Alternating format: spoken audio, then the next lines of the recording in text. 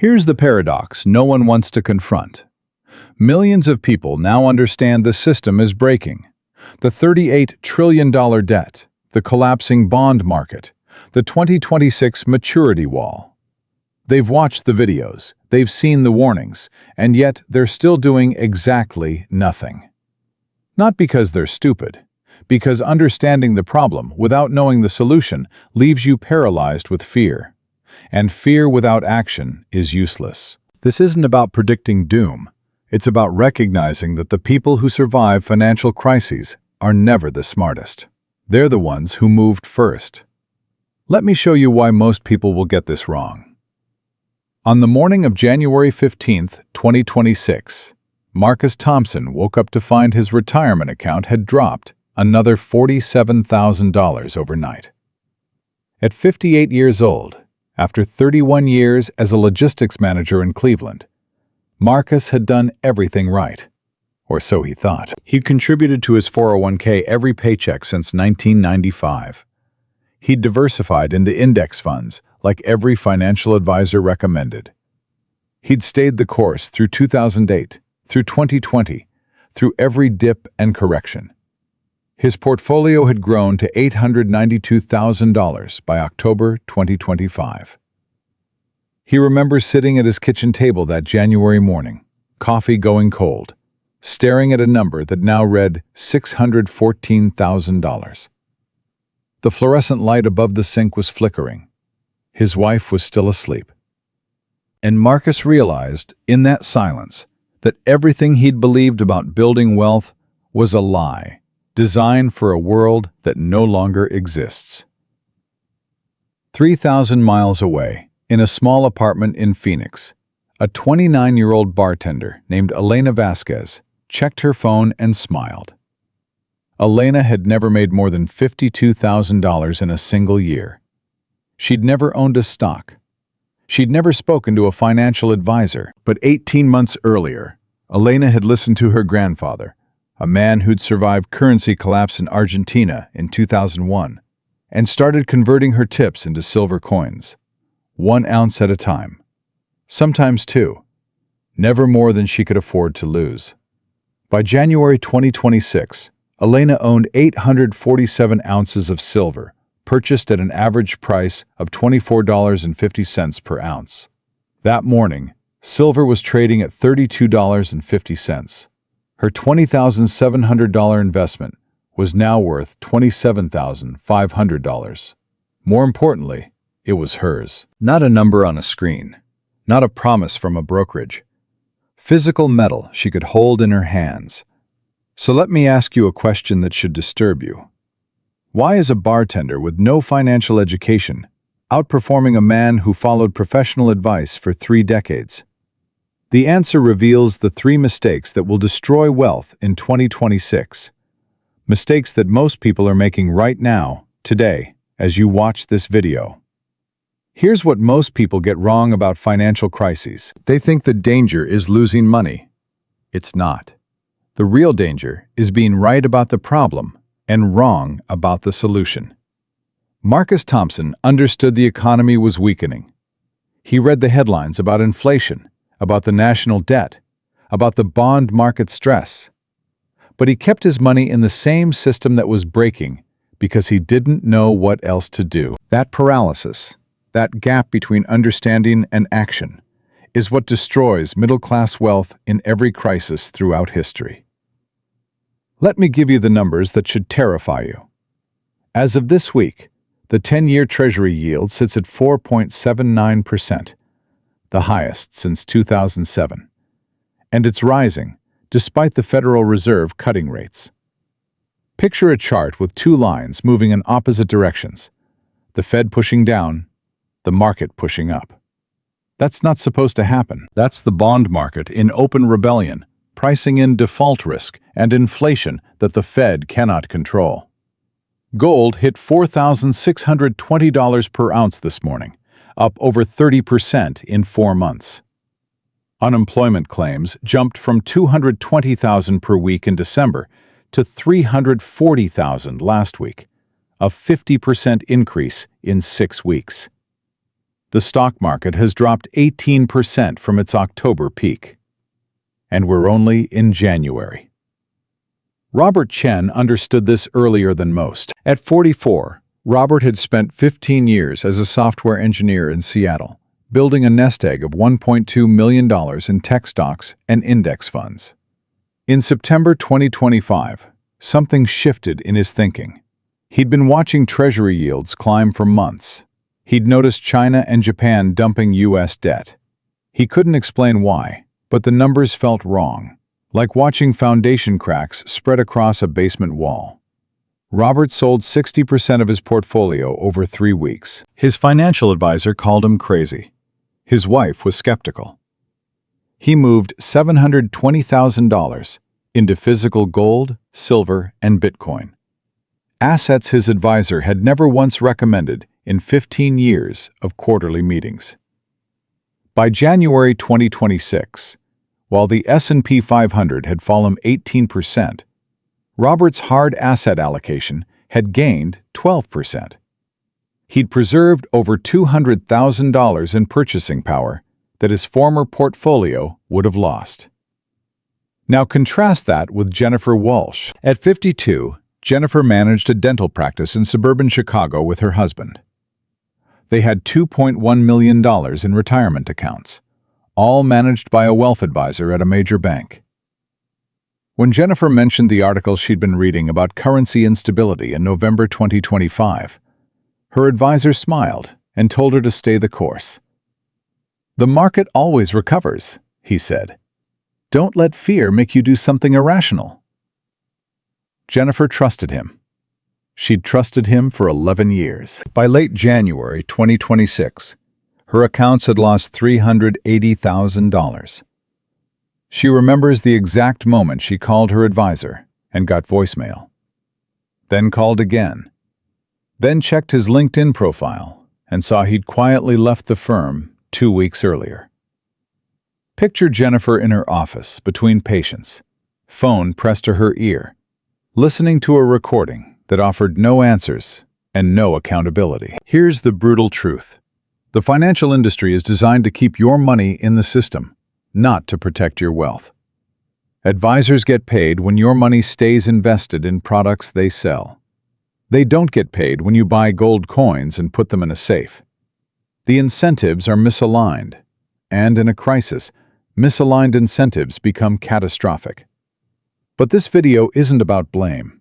It's about pattern recognition. Every currency crisis in history, Weimar Germany, Zimbabwe, Argentina, Venezuela, follows the same sequence. Government debt becomes unpayable. Central banks print money to cover the gap. Inflation accelerates. Paper assets lose value. And people who hold physical things, gold, silver, land, commodities, preserve wealth, while everyone else gets wiped out. The 3 mistakes that destroy wealth in these moments are always the same. We'll examine each one in detail, why people make them, why they're so dangerous, and what the alternative looks like. But first, you need to understand the mechanism. You need to see why the assets your advisor recommends are precisely the assets designed to fail when you need them most.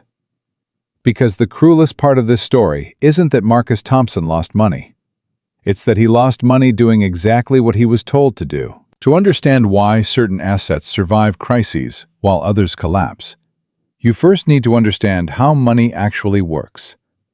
Not the version they taught you in school, but the mechanism that determines who wins and who loses when systems break.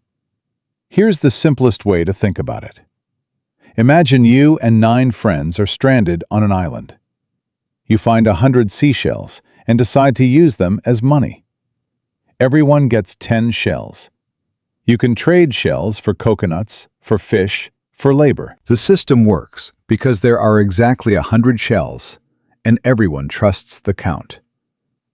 Now imagine one person, let's call him the chief, announces that he's found another 100 shells, and he's keeping them for himself. What happens? The shells in your pocket are now worth half what they were yesterday. You didn't lose any shells. You lost purchasing power. The chief didn't steal from you directly. He diluted you. This is exactly how the modern monetary system operates. The Federal Reserve can create dollars from nothing, not printing physical bills, but adding zeros to bank accounts with a keystroke. When they do this, every dollar you own becomes worth slightly less. It's not theft in the legal sense, it's dilution. And it's been happening systematically since 1971, when Nixon severed the last link between the dollar and gold. Let me show you what this looks like over time. In 1971, the median home price in America was $24,000. The median household income was $10,300. A house cost about 2.3 years of income. Today, the median home price is approximately $420,000. The median household income is about $78,000. That same house now costs 5.4 years of income. Picture a bar graph showing these ratios side by side. The 1971 bar barely reaching your knee. The 2024 bar towering over your head. That gap is what monetary dilution looks like across a lifetime. But here's what most people get wrong about this process. They think inflation is random, bad luck, supply chain problems, greedy corporations. It's not. Inflation is a policy choice. Governments that spend more than they collect in taxes have two options: cut spending or print money. Cutting spending loses elections. Printing money is invisible until it's too late. Every government in history, when faced with this choice, has chosen to print. Remember Marcus Thompson from Cleveland, the logistics manager who lost $278,000 in his retirement account? Marcus spent 30 years saving dollars. He was doing exactly what the system told him to do. But the dollars he saved in 1995 have lost over 60% of their purchasing power since then. Marcus wasn't saving money. He was watching it evaporate in slow motion while the account balance grew. An illusion of wealth that vanished the moment the market turned. Now let me show you the historical pattern, because this has happened before. In 1921, Germany faced a crisis. The government owed massive war debts it couldn't pay. The economy was weak. Tax revenue was insufficient. So they printed money. At first it seemed to work. Factories reopened. Unemployment fell. But by 1923, prices were doubling every few days.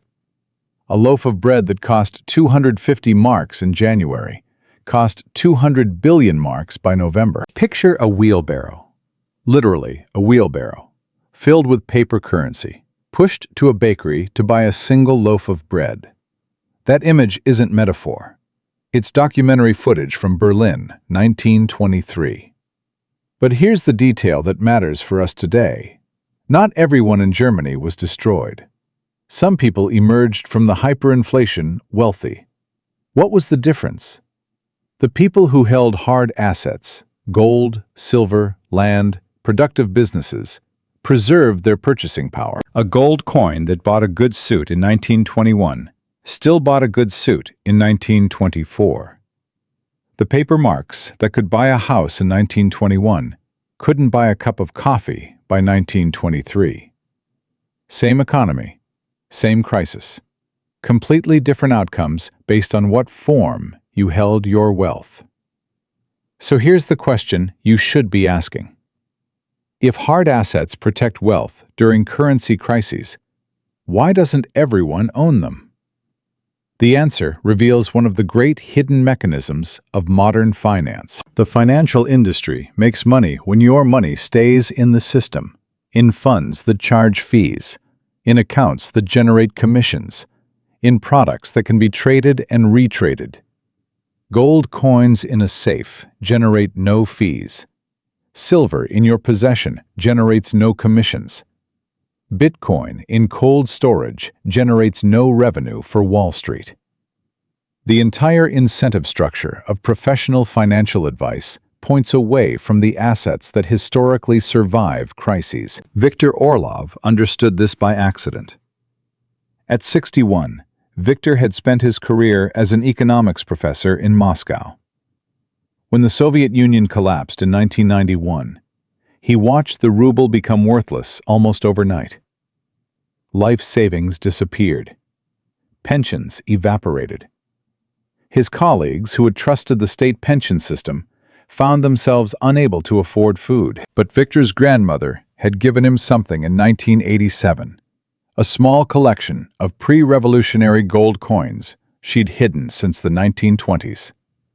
17 coins, about 6 ounces of gold total. In 1987, they were worth perhaps $2,500. In 1992, when the ruble collapsed, those same coins could buy a Moscow apartment. Victor still teaches. He still lives modestly. But every month, he converts part of his salary into physical gold. "Paper promises die," he told a colleague years later. Gold remembers. The Soviet collapse wasn't unique. Argentina in 2001, Zimbabwe in 2008, Venezuela today. The pattern is identical every time. Government debt becomes unsustainable. Money printing accelerates. Currency loses value. Paper wealth evaporates. Hard assets survive. Now here's the micro hook. What makes 2026 different is the speed and scale of what's unfolding. In previous crises, the dollar was the safe haven. When other currencies collapsed, money flowed into U.S. treasuries. But what happens when the dollar itself is the problem? Where does the money flow then? Let me show you the data. In 2025, central banks around the world bought over 1,000 metric tons of gold, the third consecutive year above that threshold. China, Russia, India, Turkey, Poland, Singapore. They're not buying because gold is trendy. They're buying because they see what's coming and they're protecting themselves. Picture a map of the world with gold bars stacking up in Beijing, Moscow, Delhi, Ankara, everywhere except Washington. Meanwhile, foreign holders of U.S. treasuries are in retreat. China has reduced holdings to $680 billion, the lowest since 2008. Japan sold $6 billion last week alone. Saudi Arabia is pulling back. The traditional buyers of American debt are disappearing precisely when America needs to borrow $2 trillion this year just to keep the government running. Amanda Chen works at a sovereign wealth fund in Singapore. At 37, she helps manage $340 billion in assets for a small nation that takes long-term survival seriously. In October 2025, her team completed a major reallocation, reducing U.S. Treasury holdings by 40% and increasing gold reserves to their highest level in the fund's history. "We're not making a political statement," Amanda explained to her board. "We're making a mathematical one. The numbers don't work anymore." So here's the contrarian point that will make many viewers uncomfortable. The financial advice that served your parents will not serve you. The rules have changed. The system that rewarded saving dollars and buying index funds was built for an era of stable money and sustainable debt. That era is ending. What comes next requires a different playbook, one that most financial advisors have never read and have no incentive to recommend. The 3 mistakes that will destroy wealth in 2026 aren't technical errors. They're category errors, believing the old rules still apply in a new game. We're going to examine each one in detail. But understand this first. The mechanism that protects wealth has remained constant for 5,000 years. Own things that cannot be printed. Own things that maintain value when paper promises fail. Gold is not an investment. Gold is insurance. And when the house is already on fire, insurance isn't optional anymore. Now let me show you the 3 mistakes that will destroy wealth in 2026. These aren't theoretical errors. These are the exact traps that are catching millions of people right now. People who think they're being careful, who think they're diversified, who think they're protected. They're not. Mistake number 1. Holding paper gold instead of physical gold. Here's the public story you've been told. You can own gold through ETFs, exchange-traded funds, that track the gold price. Easy to buy, easy to sell, no storage hassles, no security concerns. Just buy GLD or IAU in your brokerage account, and you've got gold exposure. That's the story. Here's the reality behind it. When you buy a gold ETF, you don't own gold. You own shares in a fund that claims to own gold on your behalf. Read the prospectus, the actual legal document, and you'll find language that should terrify you. The fund can suspend redemptions. The fund can settle in cash instead of metal. The custodians who supposedly hold the gold have sub-custodians who have sub-sub-custodians, creating chains of counterparty risk that would make a bankruptcy lawyer nervous. In a real crisis, the exact moment you need the gold, paper claims on gold can be frozen, defaulted, or simply denied. Thomas Keller learned this in 2008. At 53, Thomas was a commercial real estate developer in Phoenix who'd allocated $800,000 to a gold ETF as a hedge against the financial crisis he saw coming. He was right about the crisis. He was wrong about the hedge. When Lehman Brothers collapsed and markets seized, Thomas tried to sell his ETF position to raise cash for a property deal. The market was so volatile that his broker couldn't execute the trade at any reasonable price. For 72 hours, his $800,000 was frozen in an asset he couldn't access. By the time he finally sold, he'd lost $140,000 to slippage and panic selling. Picture Thomas in his office, phone in hand, watching prices flash across his screen, owning gold on paper, unable to touch a single ounce. Now contrast that with what happened in 1933, when Franklin Roosevelt signed Executive Order 6102, making it illegal for Americans to own gold. The government could confiscate gold held in bank vaults, gold reported on financial documents, gold held through official channels. But you know what they couldn't confiscate? The gold coins that people had buried in their backyards, the gold bars hidden in safe deposit boxes under false names, the physical metal that never entered the official system.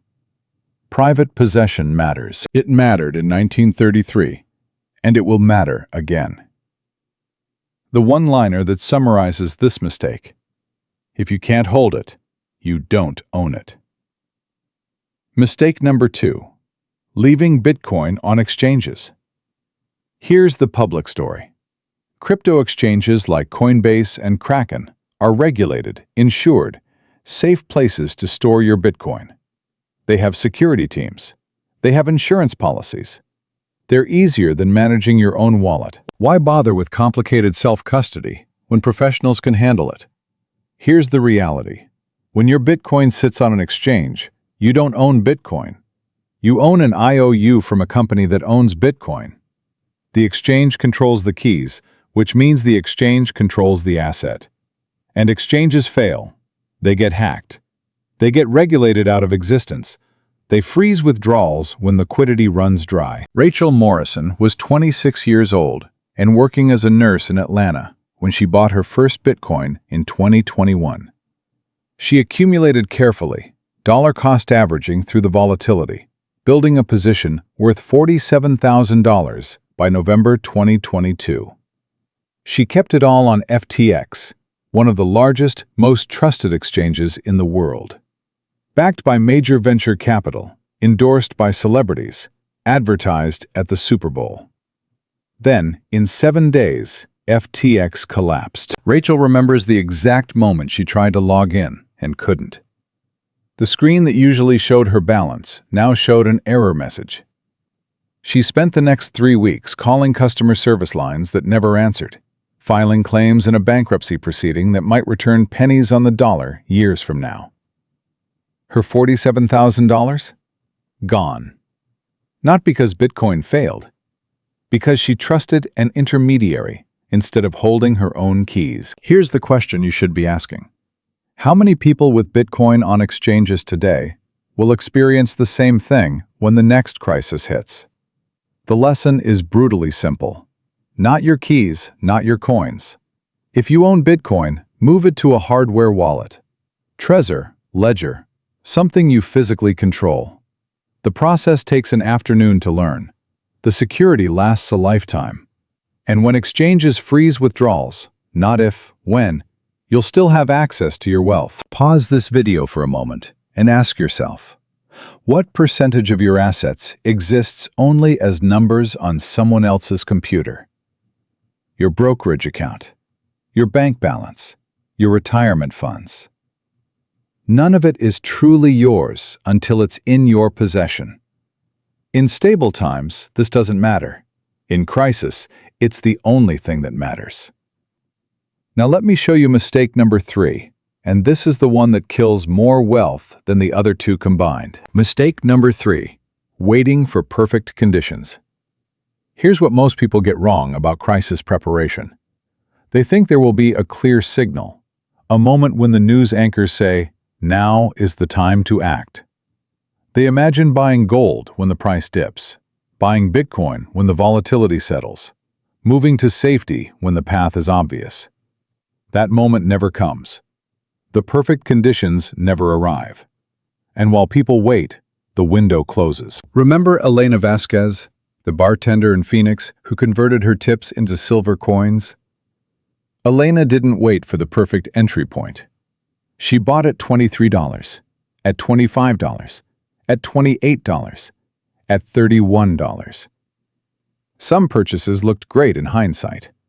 Some looked early. None of that mattered. What mattered is that by January 2026, she owned 847 ounces of physical silver that she could hold in her hands while Marcus Thompson watched his 401k evaporate into numbers on a screen. And here's the microhook that should disturb you. The window to act easily is closing right now. In Q2 2026, just a few months from now, when banks start showing stress and the Fed restarts massive money printing, and people finally wake up to what's happening, physical gold and silver will be almost impossible to find. Dealers will be sold out. Premiums will spike to 20 or 30% above spot price. You'll be competing with millions of other people who waited too long, all trying to squeeze through the same door at the same moment. Daniel Reeves owns a precious metals dealership in Dallas. At 48, he's been selling gold and silver for 22 years. He's seen 3 major crises: 2008, 2020, and now. The pattern is always the same, he told me. When things are calm, nobody wants to buy. They say gold is too expensive, silver is boring. They'll wait for a dip. Then the crisis hits, and suddenly everyone wants metal. But we're sold out in 72 hours. The people who bought early are protected. The people who waited are desperate. Picture his shop in January 2026. Cases that once held American Eagles and Canadian Maple Leafs, now empty. Phone ringing constantly with customers he can't help. A waiting list that stretches into months. Now here's the rage moment. Here's the part that should make you angry. While ordinary people are told to stay calm, stay the course, keep their money in the system, the elites are doing exactly the opposite. In 2025, central banks bought over 1,000 metric tons of gold. Sovereign wealth funds, government treasuries, the institutions that understand what's coming. China is stockpiling. Russia is stockpiling. Singapore, Poland, India, Turkey, all accumulating gold at record rates. They're not buying ETFs. They're buying physical metal, taking delivery, storing it in vaults they control. Remember Amanda Chen from Singapore's Sovereign Wealth Fund? Her team moved 40% out of U.S. treasuries and into gold. That's not retail investor paranoia. That's professional money management at the highest level, positioning for exactly the scenario that financial advisors tell ordinary people not to worry about. The people who run the system are preparing for its collapse. They're just not telling you to do the same. Jamie Dimon, CEO of JP Morgan Chase, has said publicly that he believes gold has value as a store of wealth. But when was the last time your financial advisor recommended you hold physical gold? When was the last time your 401k offered an option for actual metal instead of paper derivatives? The institutions understand. They're protecting themselves, and they've built a system designed to keep your money inside while they quietly move theirs outside. Here's the contrarian point that will make this uncomfortable. The financial advice you receive is not designed to protect you. It's designed to protect the system. Every dollar you keep in index funds is a dollar that supports asset prices. Every dollar in a savings account is a dollar the bank can lend.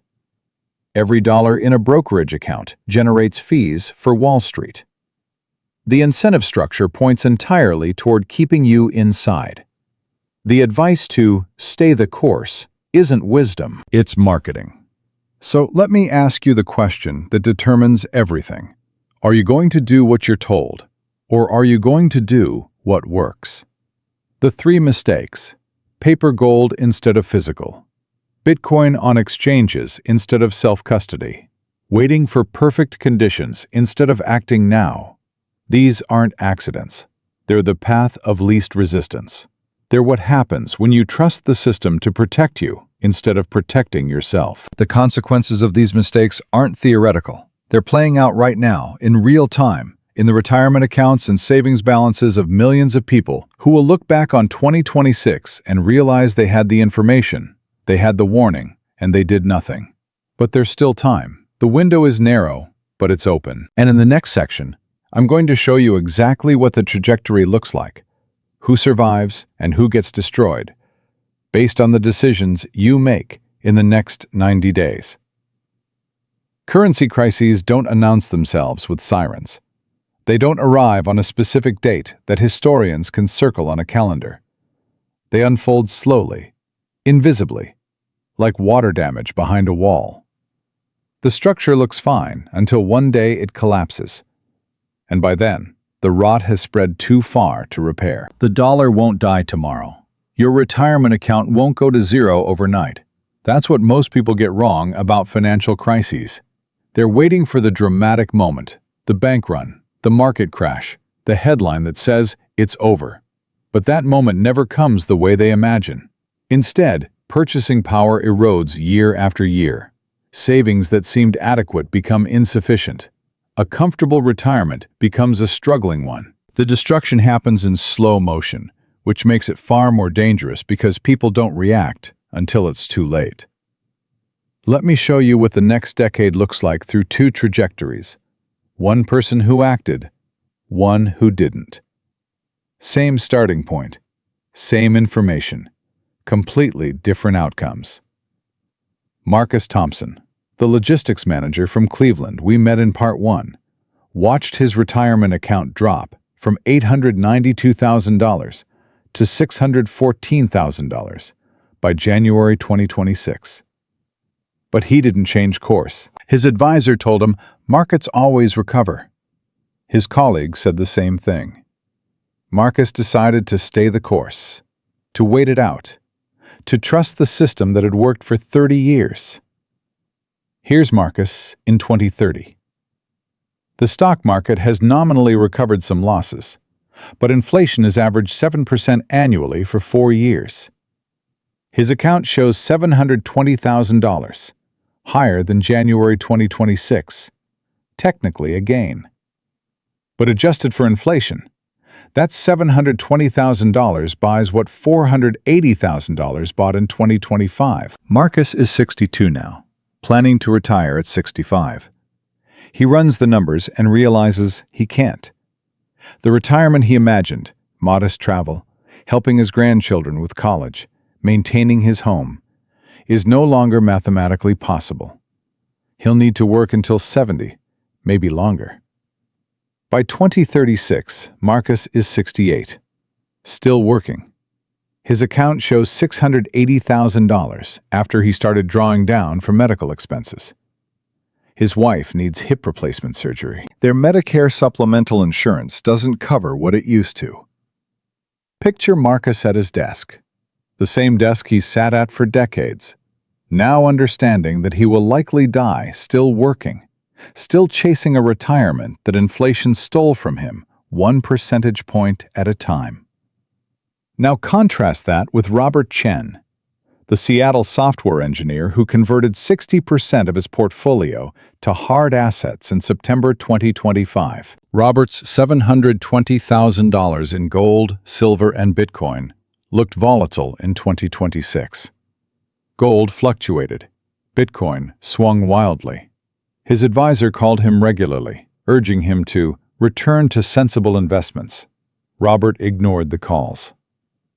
By 2030, gold has risen from $4,620 to $8,400 per ounce, an 82% increase. Silver has climbed from $32 to $67. Bitcoin, despite 3 major corrections, trades at $340,000. Robert's hard asset allocation, which his advisor said was reckless speculation, has more than doubled in real purchasing power. By 2036, Robert is 55. He retired at 52.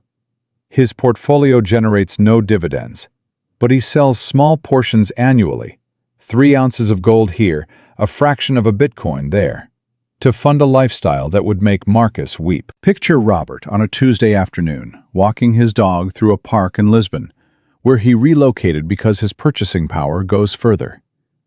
No alarm clock, no commute, no fear. Same crisis, same information, different decisions, different lives. Here's the question that should haunt you. Which trajectory are you on?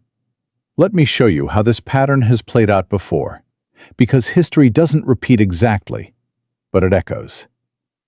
Argentina, 2001. The peso collapsed, losing 75% of its value against the dollar in months. Middle-class families who held peso savings were devastated.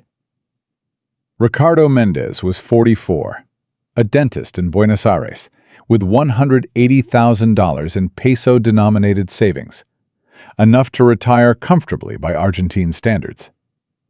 By 2002, that money bought what $45,000 had bought the year before. Ricardo didn't lose money to bad investments. He didn't gamble. He didn't make mistakes. He simply trusted the currency. That trust cost him 20 years of additional work. But his neighbor, Carmen Ortiz, had listened to her father, a man who remembered previous Argentine currency crises. Carmen kept 30% of her savings in physical dollars and gold coins hidden in her home. When the peso collapsed, Carmen's hard assets held their value. She bought Ricardo's dental practice at a fraction of its pre-crisis value, paid in dollars that Ricardo desperately needed. By 2005, Carmen owned 2 practices. Ricardo worked for her. The same pattern repeated in Venezuela, starting in 2016. Middle-class professionals, doctors, engineers, lawyers, watched their Bolivar savings evaporate. Maria Gutierrez was a pediatrician in Caracas with 20 years of savings. By 2020, her life's work couldn't buy a month of groceries. Meanwhile, those who had converted savings to dollars, gold, or Bitcoin became the new wealthy. Not because they were smarter, because they understood that paper currency is a promise, and governments break promises. Here's the contrarian point that will make some viewers uncomfortable. In a currency crisis, the early actors don't just preserve wealth, they gain wealth. When everyone else is desperate to sell assets for devalued currency, the people holding hard assets become buyers at generational discounts. Carmen buying Ricardo's practice. Chinese investors buying Argentine farmland at pennies on the dollar. Venezuelan Bitcoin holders purchasing real estate from families fleeing the country. Crisis is a wealth transfer from those who trusted the system to those who didn't. This isn't something to celebrate, it's something to understand. Now let me show you the micro trajectory. What happens month by month when you don't act? Jennifer Walsh, the dental practice manager from Chicago, whose advisor told her to stay the course, lost $380,000 by January 2026.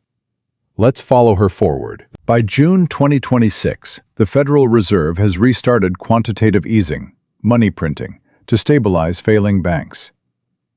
Jennifer's account has partially recovered to $1.85 million, but inflation is running at 9% annually. Her advisor sends a cheerful email about market resilience. Jennifer feels relieved. Maybe everything will be fine. By December 2027, gold has hit $6,800. Jennifer reads an article about people who bought gold in 2025 and feels a pang of regret. But her account shows $1.9 million now. She tells herself she made the right choice staying invested. By 2030, Jennifer is 56. Her account shows $2.1 million, the highest it's ever been. But a detailed analysis reveals the truth. Adjusted for cumulative inflation, her purchasing power has declined by 31% from 2025. The number went up. The wealth went down. Picture a chart with two lines. The nominal account value climbing steadily upward. The inflation-adjusted value sliding steadily downward, crossing somewhere around 2028. That crossing point is where Jennifer's future changed without her noticing. By 2036, Jennifer is 62. Her account shows $1.8 million after she started funding her mother's nursing home care. She sits with a retirement planner who explains gently that she cannot afford to retire before 70. The retirement she and her husband imagined, selling the practice, traveling, enjoying grandchildren, has evaporated. Not in a crash, not in a dramatic loss, in the slow, invisible erosion of purchasing power that she was told not to worry about. Now contrast Jennifer with Elena Vasquez, the bartender who stacked silver 1 ounce at a time. Elena's 847 ounces of silver, worth $27,500 in January 2026, seemed modest compared to Jennifer's $2.1 million. But by 2030, silver has reached $67 per ounce. Elena's stack is worth $56,749. More importantly, Elena continued buying throughout the crisis, adding another 400 ounces as her tips increased in nominal terms, while silver prices temporarily dipped during the 2027 liquidity crunch. By 2030, she owns 1,247 ounces, worth $83,549. By 2036, Elena is 39. Silver has reached $94 per ounce. Her stack, now over 1,600 ounces accumulated over a decade, is worth roughly $150,000. She's used some to buy a small house in cash, in a neighborhood where Jennifer can no longer afford to live. Elena never made more than $60,000 in a year. She never had a financial advisor.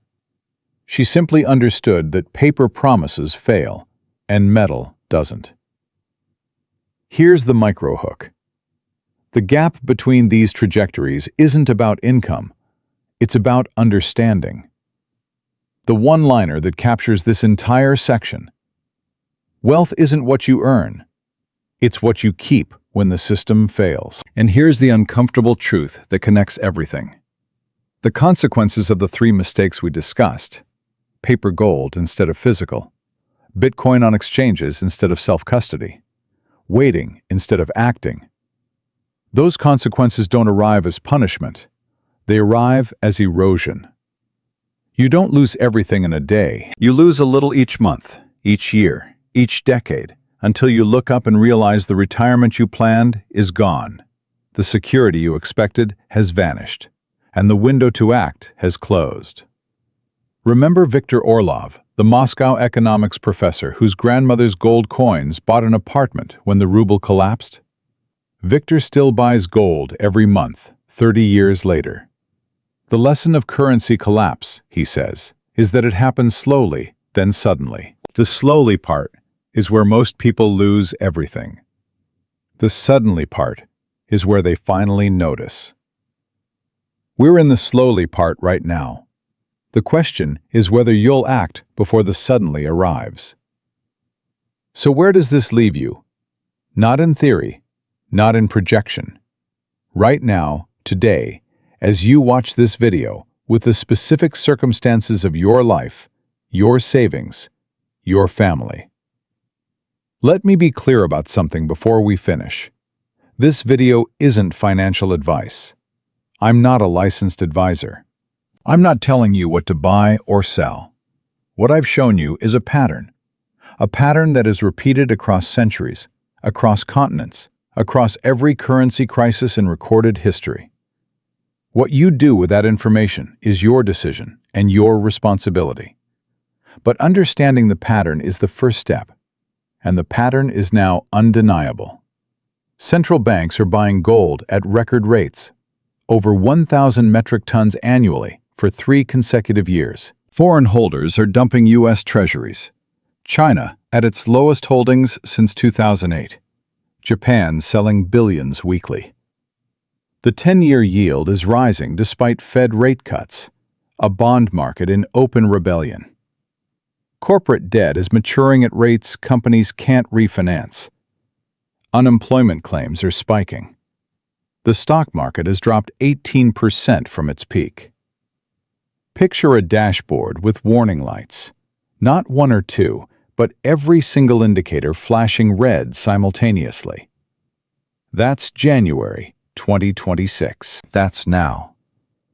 The 3 mistakes we examined aren't abstract errors. They're the exact traps catching people this week, this month, this year. Paper gold instead of physical. Ownership that exists only as numbers on someone else's computer. Bitcoin on exchanges instead of self-custody. Wealth controlled by intermediaries who can freeze, fail, or simply disappear. Waiting for perfect conditions instead of acting. The paralysis that has destroyed more wealth than any market crash in history. Remember Thomas Keller, who owned $800,000 in gold ETFs and couldn't access it for 72 hours when Lehman collapsed?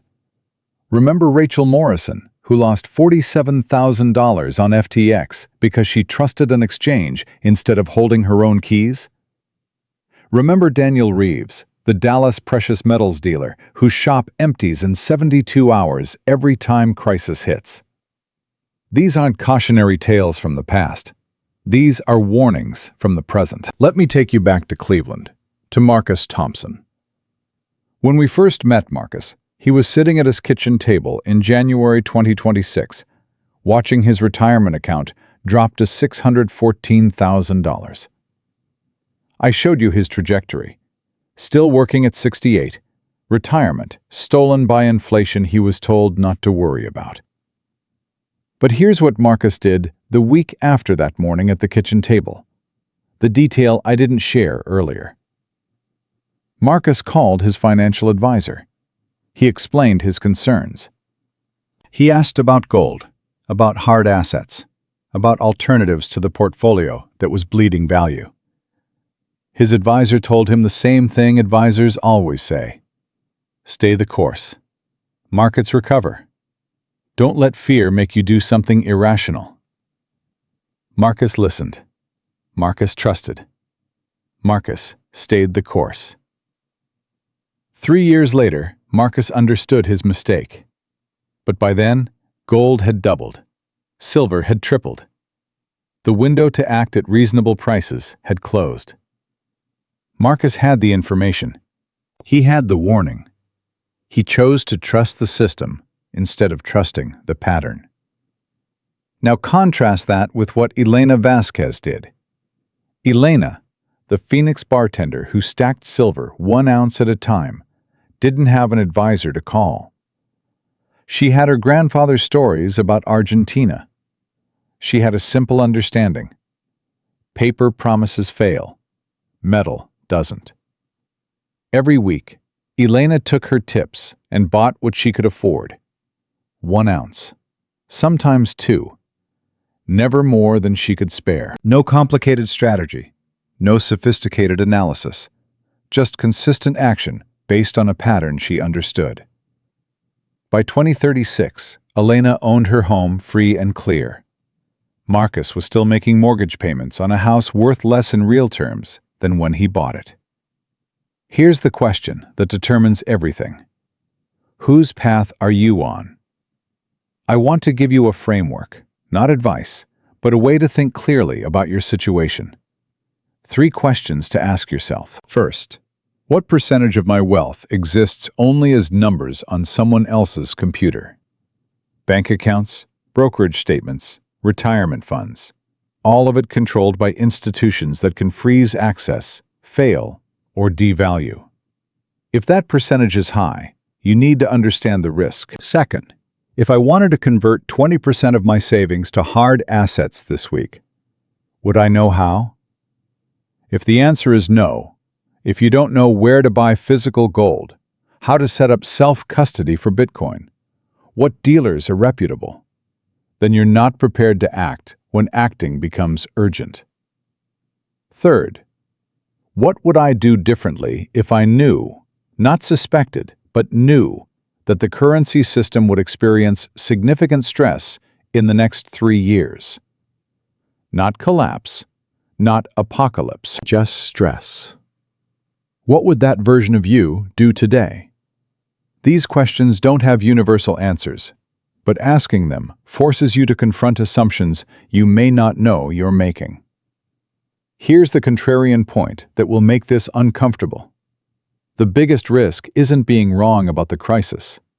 It's being right about the crisis and wrong about the preparation. Marcus Thompson understood the system was breaking. He read the same articles you're reading. He saw the same warnings. His mistake wasn't ignorance. His mistake was trusting others to protect him instead of protecting himself. The people who survived these transitions, Viktor Orlov in Russia, Carmen Ortiz in Argentina, Elena Vasquez in Phoenix, they're not smarter than everyone else. They're not wealthier. They're not luckier. They simply understood that when the system rewards paper promises, holding paper is comfortable. When the system begins to fail, holding paper is catastrophic. They acted on that understanding when others didn't. Let me leave you with this.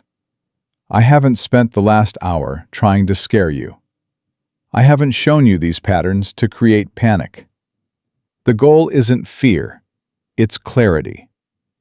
The goal is recognizing that the rules you learned about building wealth were written for a different era.